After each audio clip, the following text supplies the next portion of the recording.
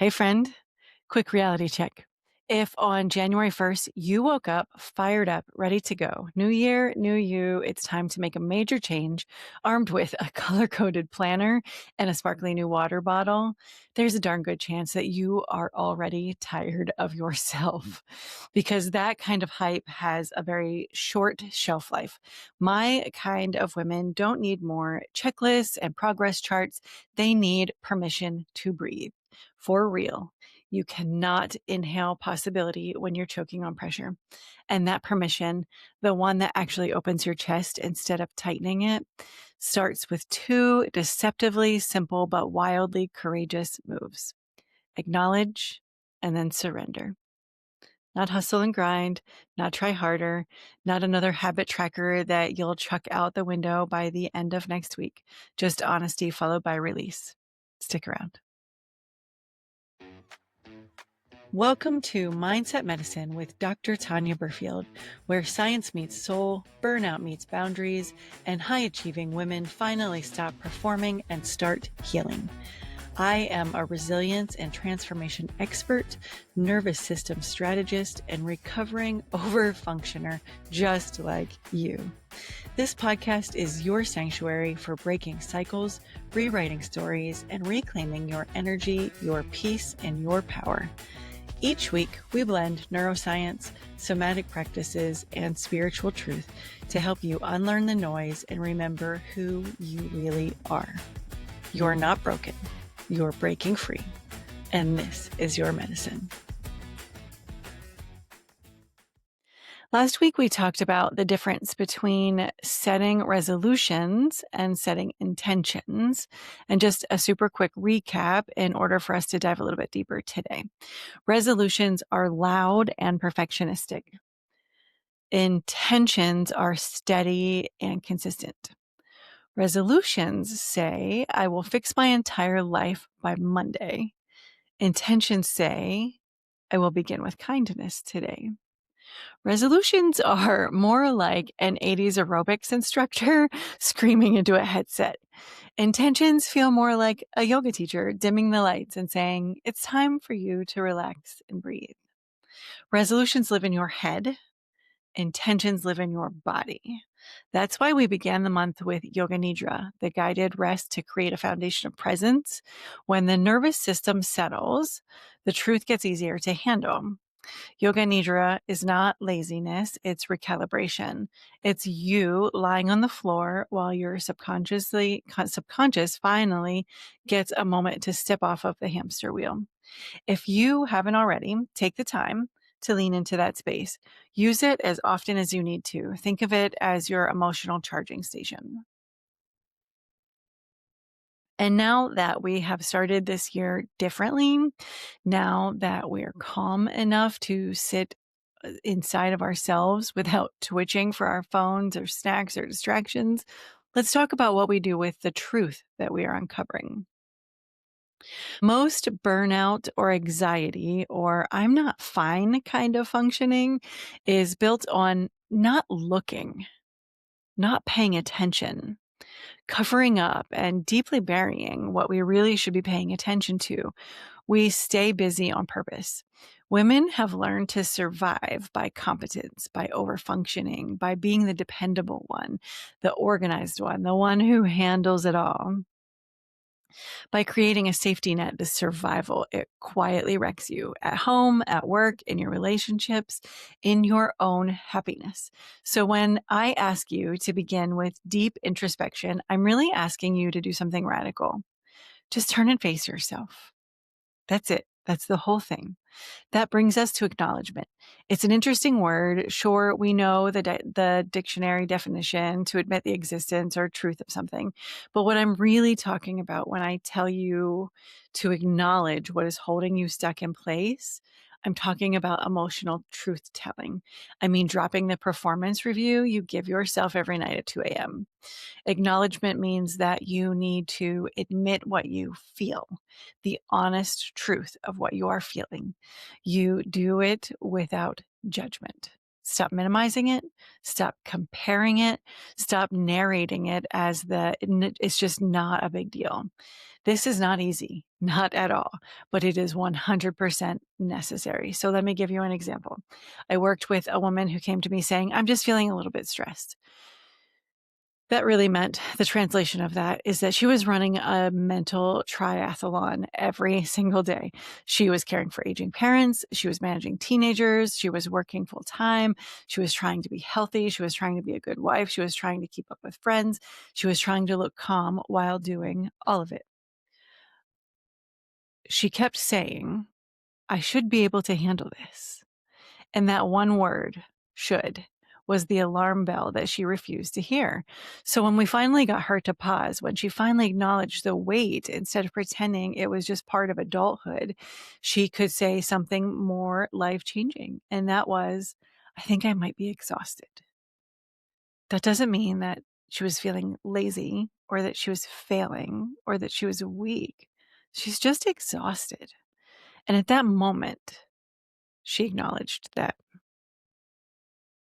her body could take a real breath and relax for the first time in a couple of years. That's what acknowledgement does. It means the invisible load. It means you stop pretending burnout is a badge of honor and admit that it's a symptom.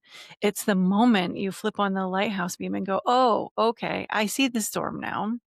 Acknowledgement is honest, it's often uncomfortable, and it is completely necessary. And once you acknowledge, you create emotional awareness. And awareness is always the first domino. After that acknowledgement comes surrender. And timing here is always interesting. Sometimes women will sit a bit in the acknowledgement phase before they're really ready to move on. They need to feel seen by themselves. They need to grieve what they've been carrying. And then other times that relief that comes from just that naming it is enough to catapult them straight into the next phase. Either way is fine, as long as you aren't stuck in a phase of analyzing and judging. You get to move at a pace that feels right for you. Surrender meets you where you're at. But let's clear up what surrender is not. Surrender is not giving up. It is not quitting on your goals. It is not that apathy or the 4 cups of whatever shrug. Surrender is about releasing emotional habits that have been driving, controlling. It's perfectionism, overgiving, the need to prove your worth through productivity. You don't throw in the towel. You don't put down the boulder. Yes, I'm going to repeat it because it's worth repeating, so pay attention. Surrender is emotional decluttering. Think of your mind like a closet. Acknowledgement opens the door and shows you the mess. Surrender says, we don't need to keep all this crap. It's you deciding to stop arguing with reality, stop fighting the timing of your life. To surrender means let go of the story that says you must be perfect to be loved or earn your worth. Let go of the belief that rest has to be earned. Let go of emotional martyrdom. Here's how I teach this in real life. Notice the thought. Maybe it's, I should be doing more. Feel your body's reaction. Your chest gets tight. Your teeth are clenched. Just breathe. Long inhale, slow single exhale. Soften the jaw. Drop the shoulders. Release the need to prove. That is surrender. And when you add somatic tools, maybe scrubbing in the shower, tapping on your collarbone, acupressure mudras, dry brushing at night, qigong in the morning, essential oils on your pulse points, you tell your body physically what your mind is deciding emotionally. You practice letting go. Surrender tells the nervous system it's safe to change without force, and safe nervous systems create sustainable women. Acknowledgement without surrender, though, is overwhelm. That's when you stare straight at your life and think, well, hell, no wonder I'm a mess. And then you just spiral. Surrender without acknowledgement is avoidance.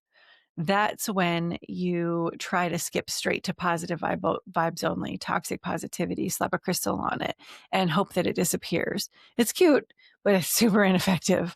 But when you pair acknowledgement with surrender, that is the magic. That is the starting line of lasting transformation. You cultivate confidence, clarity, and connection by moving through both steps before trying to bulldoze your way into fixing anything. This month, we learn to face ourselves kindly, with ease and grace, and then let go bravely. And when your body feels that blend of truth and release, that's when you're ready to move into the next steps. Rewire and manifest. That means you actually stand a chance at winning this battle. Together, they create your emotional readiness, and readiness beats willpower every single time. So let's build a bridge that together we can work on this right now. Everything that I've just described, intentions, acknowledgement, surrender, they're all internal experiences. But you are not just a floating head with a planner. You are a body, a nervous system, a heart that keeps very careful score of where you're at. And information alone does not heal you. Practice heals you. So wherever you are, in your kitchen, your car, or hiding from your teenagers in the bathroom, I'm inviting you to step with me into a somatic practice to integrate what we've been talking about. All right, so stand up with me. If you're driving, just do this internally. Put your feet on the floor. Spine is tall. Your chest is out. Your hands are loose at your sides. Close your eyes if that feels safe. And just take a slow scan through your body. Where are you tight? Where are you braced? Inhale deeply into your chest, right into your heart center. Feel that area expand as you're doing that nice deep inhale. And when you're ready, slow, long exhale. Long, slow, easy. See what's true. Maybe it's that you're worried or angry or lonely or just straight up overwhelmed. Don't fix it. We're not here for that just yet. Just feel it. Acknowledge it.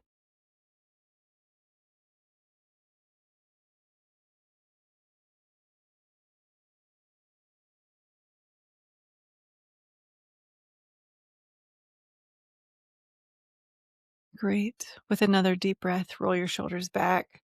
Open your chest a bit wider. Tap gently on your sternum.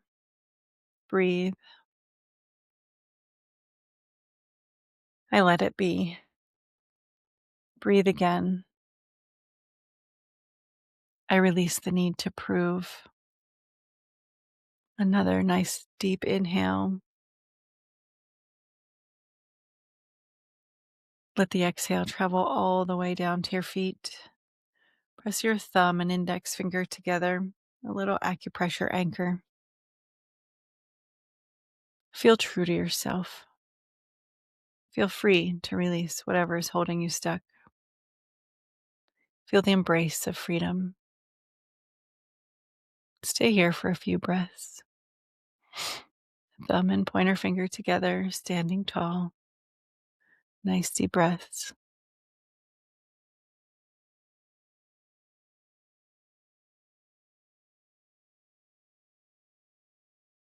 Because this,